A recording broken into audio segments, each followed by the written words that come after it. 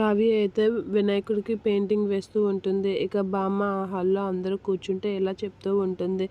కొందరు తన సొంత నిర్ణయాల వల్ల తన జీవితాన్ని నాశనం చేసుకుంటున్నారు. తనతో కలిసి ఉండవలసిన వాళ్ళని విడదీసుకొని ఇంట్లో ఒంటరిగా బతకడానికి నిర్ణయించుకున్నారు. అలాంటి వాళ్ళకి మనం ఎన్ని చెప్పినా అర్థం కాదు అని చెప్పి బామ్మ అయితే అంటూ ఉంటుంది. ఆ మాటలకి రాజు అయితే ఆ బామ్మ కాస్త అలా చూస్తూ ఉంటాడు. ఇక అపర్ణ అయితే ఏం చేస్తాం అత్తయ్య అనేది అంటూ ఉంటుంది. ఆ మాటలకి ఏం చేయడానికి ఏం లేదు, మనం వినాయకుడిని తీసుకొచ్చి వినాయకుడి పూజ చేయాలి అనేది అంటూ ఉంటుంది.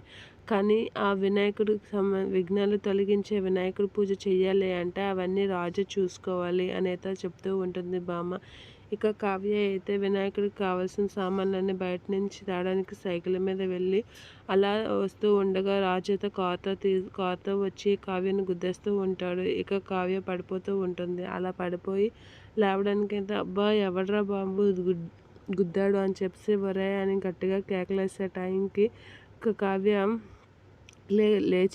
లేచి ఇలా ఇదయ్యి పిలుస్తూ ఉంటుంది. అలా పిలవగానే రాజు అమ్మో దీన్నే గుద్దానా అని చెప్పి కంగారుగా అయ్యో అని అయితే అనబోతూ ఉంటాడు. అలా అనబోయి లేవడానికి అయితే వెళ్తూ ఉంటాడు. ఇక కావ్య అయితే తిట్టడానికి రెడీ అవుతూ ఉంటుంది. రాజుని చూసి తిట్టడం ఆపేసి అలా ఉండిపోతుంది. ఈ పొగరుబోత నన్ను గుద్దింది అని చెప్పి అయితే షాక్ అవుతూ ఉంటుంది. ఇక రాజు అయితే కావ్య కాసి చాలా జాలిగా చూస్తూ ఉంటాడు. ఇక కావ్య అయితే రాజు కాసి చాలా కోపంగా చూస్తూ అలా ఉండిపోతుంది.